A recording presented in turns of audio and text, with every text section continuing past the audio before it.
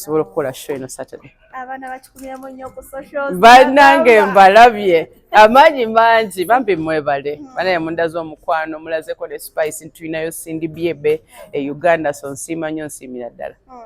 Batugambye ogenda kusenga Spice ku stage. Tubuuza mu nnyambala oba mu nkuba. Nze mbadde nteesa tuleme gifuula battleground. Mujje munyumirwe show kitegeera Spice ali bibye Cindy ali bibye. I think buli omu agenda kuba show ya kabi. Ate kye muba mujjukira nti every female artist gwe musinga okunyumirwa agenda kubeera ku yo stage. Amanya mwagalabye. So mujje mu witnessing just show ya kabi, that's it. Tetukifuula battle. Nzagala nnyo battle naye eno nina musamu ekitiibwa nnyo kubanga ava ku source ya music nze gwe nsinga okwagala. Obuzibu nnaku lugenda kutuuka n'obweyambadde wose nga biralamu ku stage. Era nyumirwa kubanga oyinza obutaddamu okundaba bwe nti Saturday bijja kuba biralamu. Olwaleero n'otuleeta essaawa zino tuliwa era tukola essaawa zino tuli ku UMA Uganda Musician Association tubadde ne press conference bingi nnyo bye twogeddeko but mostly tubadde tubawa update ya copyright owe tutuuse naye n'okubalaga membership card empya eya UMA. Okay, naye nga Emutunde batwala nnyo amaanyi nti be baleeta copyright law kubanga etuuka weeri essaawa zino. Munnange no tekisoboka no copyright law okugiyisa mu myaka ebiri. It's not possible kubanga bo babaddewo myaka ebiri max addewo myaka ebiri kitundu oba esatu naye kati copyright law ebaddewo banaye from the 60s. Okitegeera kintu kibadde for a long time. Government zibadde zikyuka ng'era copyright law nayo olina oku-adjusting according to ekiriwo. So it's not possible kuba nti eno copyright law bagitambuza myaka ebiri gyokka neeyita nedda. Basanga jani ng'erina weetuuse ne bagijoining era baatuyamba nnyo naye si kyabwe mbuboka bwe bakikola. Kati ani gwe tucreditinga? I think tucreditinga buli omu okitegeera everybody from NCF nti Ragadi yakitandika even before NCF okulwanira copyright aba UNCC ne beegattako finally by the choka tufuna the likes of UNMF tubadde ne Honorable Kiyaga banaye bangi abeegaseeko Silver Kyagulanyi tubadde tulwana bangi nnyo. So let's give everybody credit. Obadde weeyabuuzizza naye ye Cindy kubanga we yajja mu UMA yatuuka n'ogisuula tebalonda alinga dictator kikyagaseeko. Sisuulangako UMA in fact ngimaintainize titubaddewo ebbanga tukyaliwo no matter what nti ebintu bijja okitegeera but UMA stays strong paka leero ate ebadde strongest in my time because kati ndi kuweza emyaka 5 mu ntebe gye eyagondo ya president wa UMA bingi nnyo ebipya ebibaddewo sente ezasookedde mu UMA zizze mu time nga nze president balawyer betufunira ba artists kati tulina enkolagana ne some lawyers of about 4 lawyers abalondera ba artists every day kizze mu time ya securinga ezo MOU zetwetaaga with amalwaliro agayambako abayimbi ebitongole byonna ebibakwasaganya for justice ebyo byonna bibadde mu time eya Cindy Biebe. Okay. Ate King Saha yita president. King Saha ali vice president. So tukolagana naye. Tugenda teekawo okulonda. We need to sit as UMA tubeere ne AGM yaffe tusalewo ebyo byonna n'okulonda kwa D ani ayagala okubeera part of it tubikole ffenna. Kuba n'ekituleesa olunaku olwaleero nga tulowooza at least mugenda tugamba tugenda kulonda ate tugenza olaba muleeta ID. Yes. Ate ne muteekawo n'emitwalo 10. Tulina okutereeza okitegeera kubanga waliwo la UNMF yagwawo erina engeri gye yakola ki gye yatudisorganizing ffe ffenna but in a good way bwe bali baagala tukuŋŋanya as associations somewhere nga buli omaze mu UMA so ne basalawo teekawo a federation ffenna we tukuŋŋaana as associations so in a long run kyali kirungi era bwe twamala osigninga nabo tugamba let's come back on course era katubalaga nti UMA kweri tutandikirewa gye twakoma. Omuntu oli yayinza okugamba ba ssente za UNMF zibalumamu kubanga nze sobola okitegeera temulina kyemutambuza tetuludde namwe naye kati omwana agenda teeka ku comment esente za gundi I mean in the beginning obviously okuba nti gwe kasangwawo nti n'obaddewo naye sente ne bazikuyisako ne baziteeka walala but at first ategeera system eyaliwo nti we nategeera nti amakulu ga federation ge gano nti associations get money from a federation they lobby for money at a federation yes not individuals but associations funding way yes funding way mukwano so ko subscribing tuke tukubulira ebiri ene mu kisenge very soon. Soon. Welcome. Yes.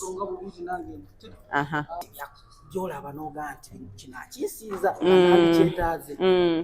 Siraba mbu kino akinsinza. Situliranga buli omuntu nga competition naye nga ndaba uniqueness to her performance. Okitegeera ndaba nti no performance ye endala nnyo nnyo nnyo ebintu byakola ku stage byawufumuko ku byange n'engeri gy'ayambalamu n'essonza okulaba ku to the Jamaican bum. Because I mean, I just don't go all the time. So I want to see her shake it, because by engage with Jamaica, that's when I go to train engage to Chikolam. So what you just say, bili for energy ku stage indala zizembira ba ku TV njagala bira bakowa no stage la ku ground tumulabe nga bwali tupime tulabe, because as a fellow artist you want to see the energy jatulaga mu video nebera ku stage. So nina mwebyo, but I don't feel a sense of competition. Just njagala kuyiga. Okay. People feel like era yabadde ne live nagamba yagala kusisinkana collabo. When it happens in the studio, what are you going to focus on? Uganda or Jamaican? Ngenda kufocusinga on being different, because you cannot compete with the source. So what you can do is complement the source. Kati ye asobola ya Jamaica naye kati engeri gye nakikyusa mwana Uganda takiwulirangako, because ezo level zaffe kisinzira ku ngeri gye twakulamu ne music kigo twakula nga tukola ki nga tuyimba. Kati if I can bring that difference nga si competing nze naye kimala. Okay. Bwe mulaga flavor yange ng'omuna Uganda dancehall waffe wano awo tasobola competing naye kuba kino kirala kubanga naye alina ekirala ekya side yaabwe, so njagala kumuleetera dancehall waffe wa Uganda because it's different. Kati bwe ndeeteyo flavor endala kijja kunyuma. Tetumukopa bwajja wano tetukopa ye, because sosobola kopa gundi the source ate n'omalako kitegeera yaba teyeetaaga muntu kukola ate ye kyali okukola aba yeetaaga gw'oyongereko ekikyo, era kyemba njagala omulaga nti ekidandali kyaffe ekya Uganda wano kyemba njagala oteekako. President, we are blessed that Basaini is a taker from bill now it's a law. Yes. Transparent chize mugendo okukozesa okutegeera accountability ne transparency eri realities zino. Kati measures chize munateekawo as woman. Kati anti you are a bit ahead of us.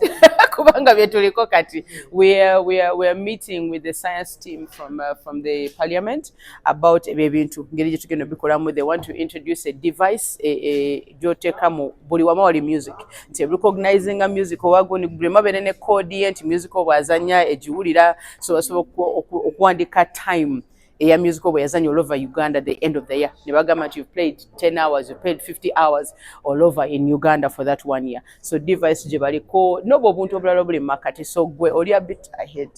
Are you satisfied and happy with Kenzo, the team of federation, because in are you okay as a leader of UMA? As a leader of UMA, I have put a place of patience. I am giving room to the fact that this is his first time to lead. So situlawo nendowooza nti agenda kukola buli kimu bulungi. Naye bw'akolako ekirungi, I applaud. Kyaba akoze ekirungi. And to be honest, he has been getting better every day. He has been getting better. Abantu focusinga nnyo ku luzungu, but knowing English doesn't make you smart. It doesn't mean to kuba mutategeera luzungu musiru. It's the man behind entegeera ye in general life bulijjo. That is what matters, and that is what we are deciding to focus on. Mistake zibeerawo that for sure. Naffe tulaba nti bambi gundi leader waffe akoze ki ayokyeza, but at the end of the day we fix it ne tusigala nga tutambula. Webale kusiima. Bale kuva ku mulamwa. Yes. Wanje lwaki nyambadde bwenti kuva ku makya mbadde noonya spice okimanyi tuno tubali tulina okugenda eggundi nze ne spice bali tulina okugenda okulaba okugenda emmengo ffenna naye embeera efuuse embeera so mbadde mugobaganya kuva ku makya kyovola bwenatusa otutuuka wano nga nkyali mu gomesi yange yangamba ye kikyo nensala ozija wano nga bwendi webale kusiima twalizaamu mbubulijjo sinyumangako shemakonyo shops in the business sector. Twagala okwebaza abantu abatambudde naffe bangi nnyo kizibu nnyo okumenyaamenya obukuumi naye njagala okwebaza first of all my own executive eya UMA okuba nti batambudde tirelessly with me since I joined this journey in 2001 mbadde ne team eno this entire time, so njagala beebaza dada waffe leader wa SACCO Mr. Rochi and your team, our very faithful treasurer Mumbeera yonna atuwereddewo. Lanisha has been our administrator all these years, has been really good. So first of all, I just want to thank you, my team, for standing with me all these years. Namwe abamidde okutambuza ekintu kyaffe nga bwe tukyogedde, we really appreciate you. Njagala okwebaza NCF, UNCC, Ministry of Gender, ekibadde from the very beginning. Then also abazze batwegattako later like UNMF, ekulembere wa Mr. Musuza Kenzo and his team. We'd like to appreciate them for coming with us, especially being the icing on the cake recently. Aba UPRS nabo bakibaddemu, then of course Parliament eyakiisa baffe twagenda netulwana netubirekera that this passed. So the second, I want just to be clear, when they pass the law, the regulations are done by the abantu abakirimu who are affected. Tutuulamu ne tuteesa nti kale we've passed the law, but now the zigenda kubeera zitya, how does it apply? Buli muyimbi kinoomu eyakatandika ali okulowooza okuwandiika n'oli established nga Cindy Biebe oba Kamiri oba Bebe Kulu, how is it going to affect everybody according to their status? Because there's regulations zetuliko kati. I think that's all the information I need to give you about the copyright. Today I'm excited, very excited to announce the news that UMA tuli kuva ku level kuba tubadde ne IDs before. Wetwayingirira this sector of creatives twadominatinga twali fekka nga ffe banene ffe buli kimu when I started out as the vice president and then finally became the chairperson, the president. But in our journey, associations endala nyingi nezisobola okutandika naddala 2 years 3 years ago bangi ne batwegattako mweyo embeera ID neba nga tekyalina weight, and in that time wetwatandikira twafuna n'abantu abaduplicatinga kaadi zaffe, tufuna nti oyinza okufuna boda nga tali muyimbi naye ye yajja n'akolaki n'afuna kaadi. So even in the time of elections twafunamu obuzibu n'ezo kaadi netugamba tulina okufuna solution to this. Netugamba tukyuse from having IDs ekyoku identifying abantu tukirekere government, ffe nga UMA we become an association, so we have membership cards. So tetukyalina twagala kuvaawo ku level eza ID tudde ku level eya membership card. Kino kikyuka kitya because ekintu kya associations omuntu ali free to associate. Associations are very many. Tetuliwo fefekanga bwe twali before. So omuntu ali free okusalawo association ki. You just need to have your membership card eraga nti no ndi muyimbi naye I belong to this, I subscribe to UMA. So now we have a membership card. We are going to show you how it looks at the end, and so that we can have some pictures and people can see it. To look membership card. That means apart from omuntu okufuna card, membership card ya UMA, aba yeetaaga okusasula subscription fee. Subscription fee eya buli mwaka.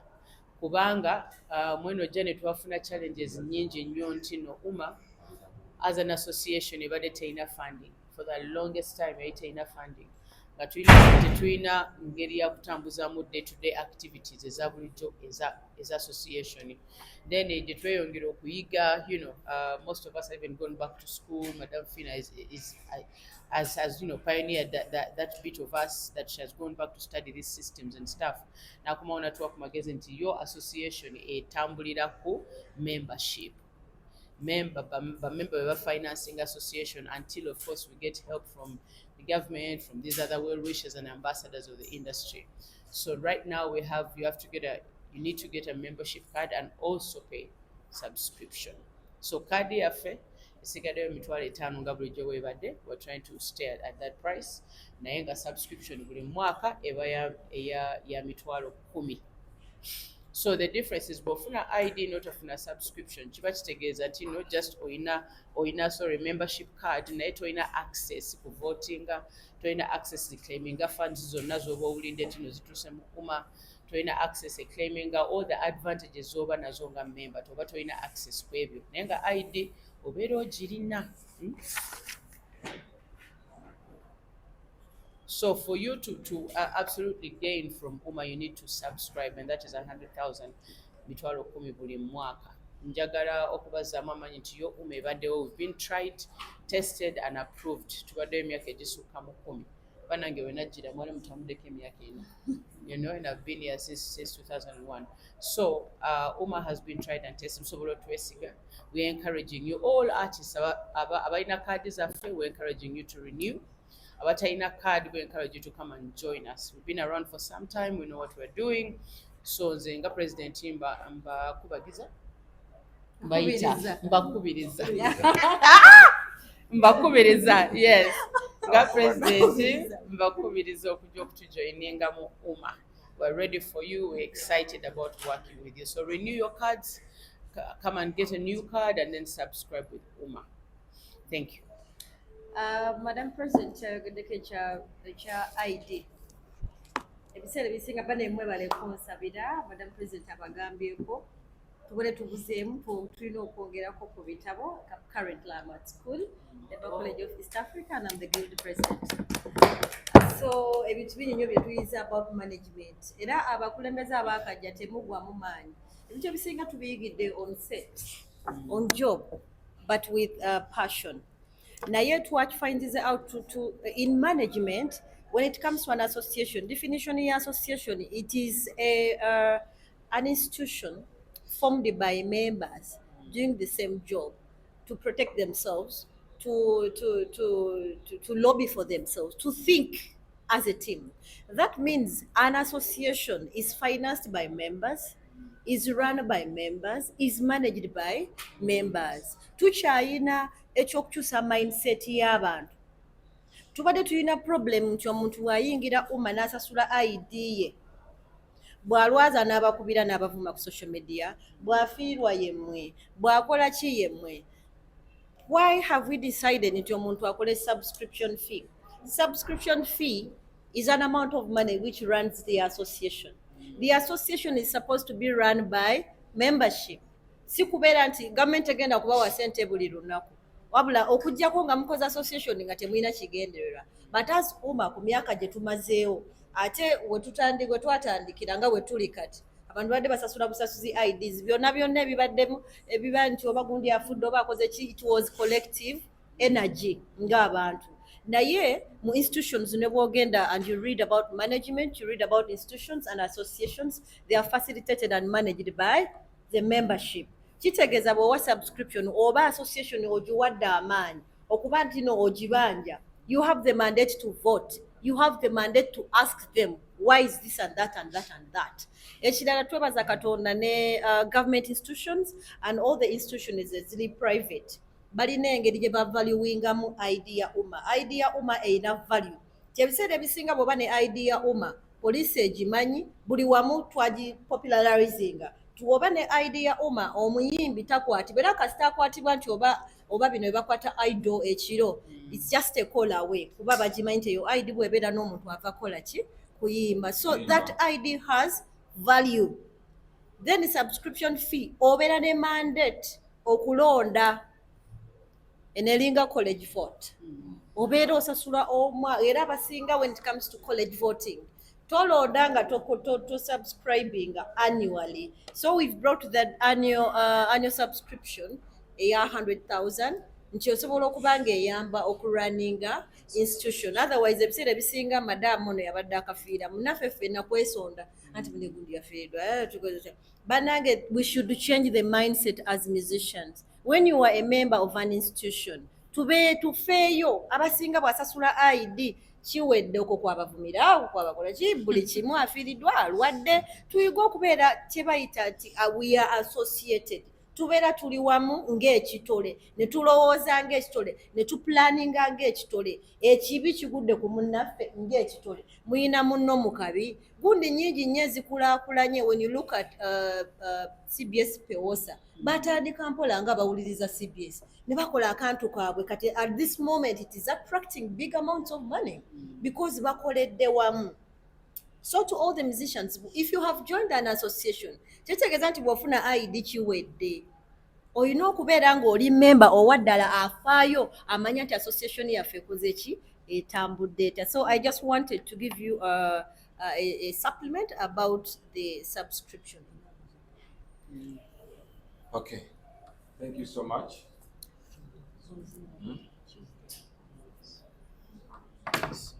Can I interject? Okay, yes. Yes, and also mu mbeera tukyusizza obudde bwe tukolera mu office. Our offices would, from now on, offices za UMA zijja kuba open only on Tuesdays and Thursdays, because we realize that everybody who works with UMA Muyimbi, ne muwala waffe administrator naye Muyimbi, so tuba twagala muwa time naye agenda akola ki, exercising her passion, ayimba kubanga kyayagala okukola. So we are all from now on tuggulawo olwokubiri n'olwokunaluka ezo ennaku zitumala okutuukiriza what we need to. All right. So 9 to 5. Yes, and like Mr. Ruchi has said, Sawa saa mpaka saa 10. nga bulijjo mpaka 11. All right. No more working hours. Yes. Thank you so much, Madam President. Thank you, Madam Secretary. Bana mbiwulidde bannamawulire baffe abamu mbadde nga makatwegattako naye twatandise n'essaala netutandika then netuddako introductions and then netujja ku kwogera kwa Madam Secretary abadde azzeemu buzi katono awo naye nga yayogeddeko, then Madam President n'ayogera. Madam President byayogeddeko yayogedde ku copyright. She gave an update ku copyright ekiriwo kati era n'atugamba nti etteeka lyayisibwa ne lisayiningibwa era ne yeebaza n'abo bonna abataddemu abakoze omulimu okulaba nti copyright etuuse weetuuse kati era nga mukimanyi nti si mukono gumu gibadde emikono mingi. Awo n'atuyisaamu then n'atubulira ne ku ID, ku identity card ya UMA empya. Awo mbadde mpisaamu mwabadde bakatuuka. So ndowooza era mutusangidde nga tugenda kuba unveilingira ID eyo mu butongole because twagala kuyisa mu bwangu olw'ensonga nti abamu mutandika okukola ssaawa 10 zishoze ezimu. So twagala tuyise mu bwangu okusobola okuba nti nno tukwasa obudde. Era twetonze n'okwetonda olwaddire ze twakozeemu mu budde naye mukisonyiwe ku lwekyo.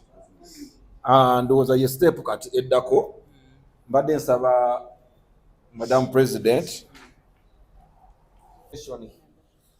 ekibiina ky'abayimbi ekisinga mu Uganda era ekisinza okukola ebyamagero mu Uganda nti this is the mother association. Mpozi okutangazaamu Madam Fina alina kayogeddemu, omanyi engeri gyali mu bitabo olumu alowooza nti nno oba nti tubuze nedda omu ebeera ekola gwe newogiraba esirisi weekuyitidde ebezze kuwa ki kikola kiki ekiriwo. So ekaseera ke tulimu Madam President twali tusaba osumulule tugenda kubala 0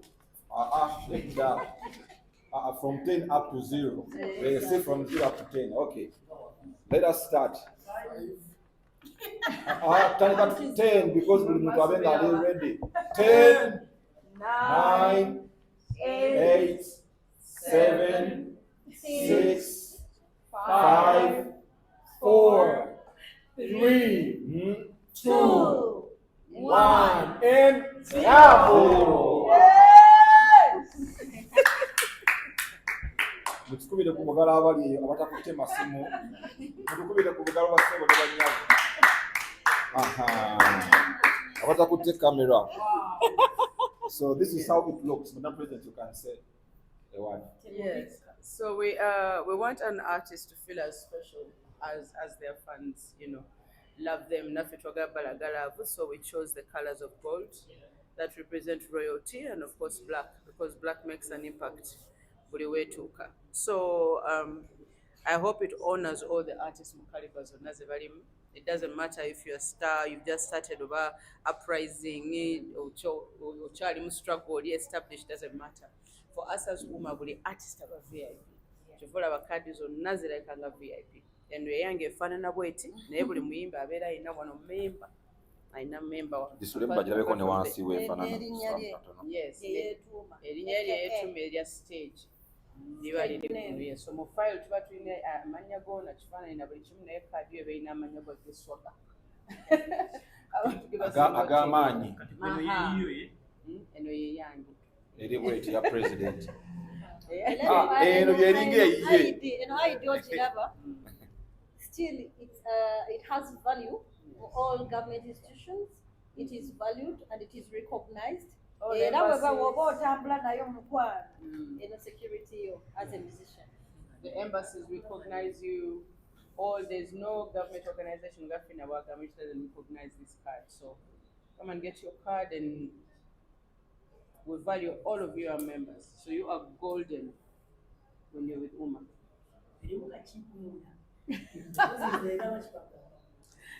And then that's it, popular. This is a dummy ID. This is a dummy ID. Yeah. Yes, but when you have it, we recognize you.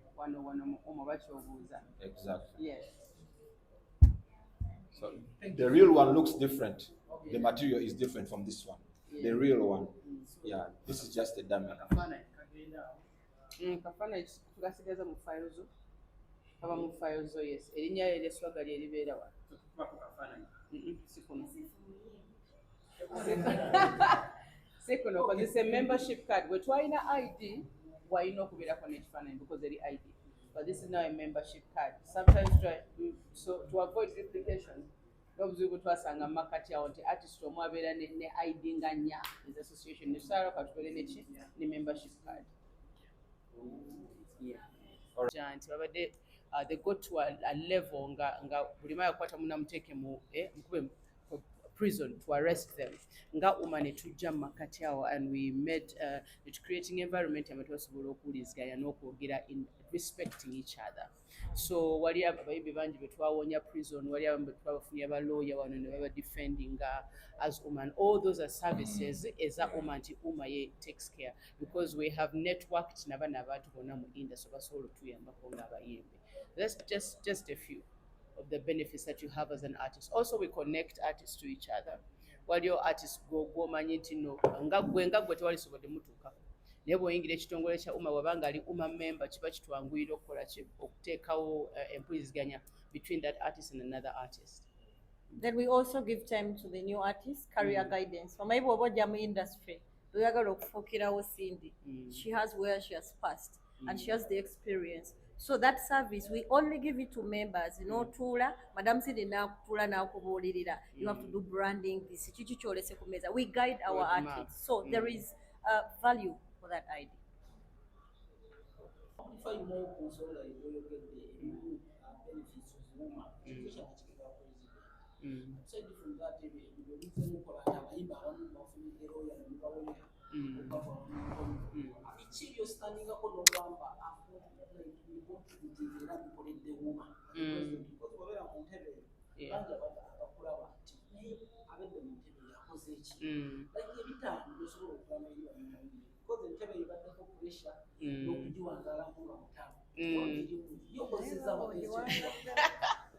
I mean, it's a marriage Sokira that is something I'm very proud of. It's just staying the president of Uganda for more than a year.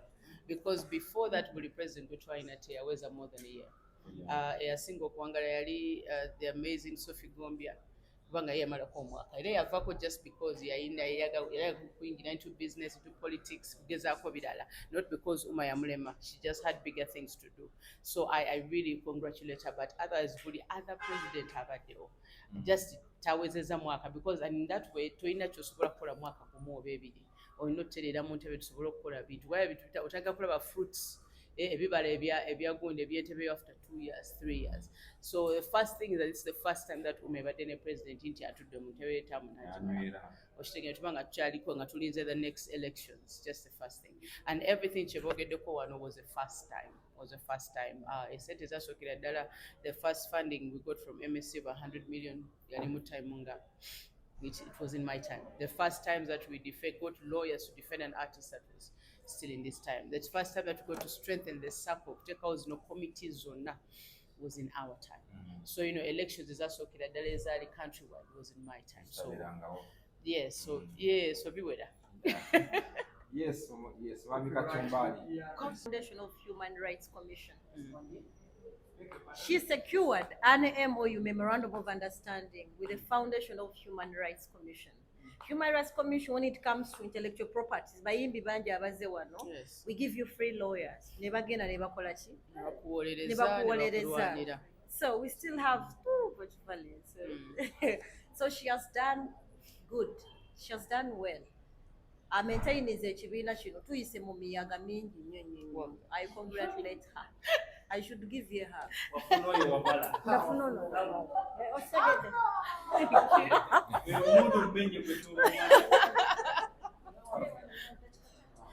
So what was the experience?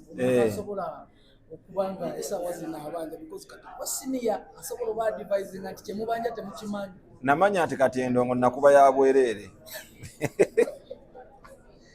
Nakiriza nti kati endongo nakuba yaki ya bwerere era n'ekita. Engati ezo basinza amagezi ne bankwatirayo ezo ne bazikwatirayo. Ne moving on. Era nabo just bomba sabira busabizi. Ende kibalengende okugira sibe wacho tutunulira kati umma ne federation baba wa copyright ndakubanze sibebe gwe manja temugantize gwe manja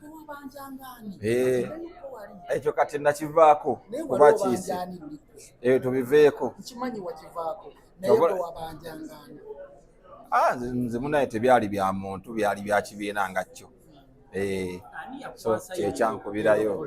I don't want to go to those details because tulina omulamwa omukulu leero ate namugoyinga nnyo ku ekyo tulina omulamwa omukulu ogw'ebibaddewo leero ebya umma naye nga ekyo nakita haze umma ne federation omukulu yabayo n'asanyinga copyright bandi bemusinga okubanga muwa credit okutwaliza ewamu kubanga tucreditinga namwe bannamawulire we credit you nti ebiseera bisinga abantu babeerabira naye twebaza bannamawulire nammwe mukoze omulimu gw'amaanyi okuba nti copyright wano weetuuse okitegedde mutaddeko ettoffaali bantu bangi bateeseko ettoffaali nga n'abamu baatuula bo ne bakita bakivudde wala okitegeera bangi nnyo ebitongole bingi tubyogeddeko wali eri mu press conference yaffe okitegedde twogeddeko okuviira ku bitongole bino nanga gundi weetambula structures nga bwe ziri okitegedde nga ba stakeholders we bali bangi okitegeera so buli muntu tumwebaza buli alina kyakoze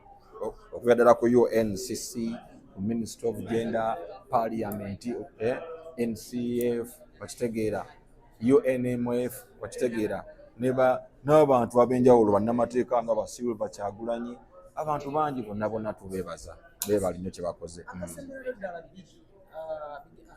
Abundi ayina ekyuse kiki ebirala ebikyuse mu umma ebikyuse zikyuse tutangazemuko biki ebirala ebikyuse. Of course umma kati essaawa eno sijja kugamba nti nno bingi bikyuse kuba olwedde byo biri mu kutambula okitegedde ID ekyusiza face office time tugenda kugulangawo ku ssaawa 2 ku Lwokubiri ne ku Lwokuna okuva ssaawa 3 paka ssaawa 11 okitegedde olw'ensonga nti abantu abasinga abakola mu umma ba artists okitegeera so tulina okudividinga time eyo ate n'okuba nti ne ku music eweebwa buki. People are surprised actually to see you okulabanga mangu alekedde wawerekedde manager wa Kenzo since gwe tuli mu good terms ne Kenzo. Manager wa Kenzo tumaze ebbanga mu industry naye kubajjukira bwabajjukira Martin Beta yali mukwasi wa video mu Ja Live era ku video ezimu kuzenina ayinako zeyatuulamu nga yazitemyetemye nga editor mu Ja Live okitegeera ate n'ekirala ng'etutambuza industry nga abayimbi ne bamanager ndowooza tukwatagana kuba fena tukola omulimu gwe gutya gwe gumu so twafuuka baaluganda mu mbeera eyo so kinkakatako okubeerawo bw'aba waliwo ekiguddewo oba omutawaana oguguddewo so nabaddeyo atuwerekera maama waffe Mama Martin Beta kitalo nnyo. Okay, ku nsonga ya leero lwaki musazeewo okwanivayiringa ID empya na challenge size musisinkanye ID enkadde? Tusazeewo kuba tutuulanga olukiiko tusalawo ekyokukola okitegedde. Updates ziba zirina okugoyinga on era ng'ekintu kyonna kyonna nga kikula kitegedde. Manyi gye yava nti buli lunaku ebeera eyambuka ebaako kyegattako. So kati eno ID empya eri unveiled otegedde face empya eya ID so eri updated era nga bwolaba passport z'eggwanga zirina bwe zaali zifaanana okitegedde nezijja era zirina bwe zifaanana bulala era leero. So we are just updating or upgrading okusinziira nga association ya muli mu mbeera nnungi ne federation.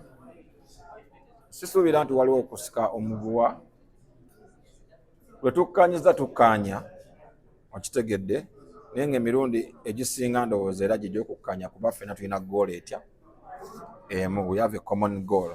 For example nga olaba kati kya copyright kino ekiriwo okitegedde ffenna tutambula mu kkubo litya limu era nga muza mutuwulira ebbanga oma lyebaddewo ebadde ku copyright okitegedde. So buli ajja abaako kyagattako mpaka wala tukoze eki tutuuse leero. So there's no bad blood.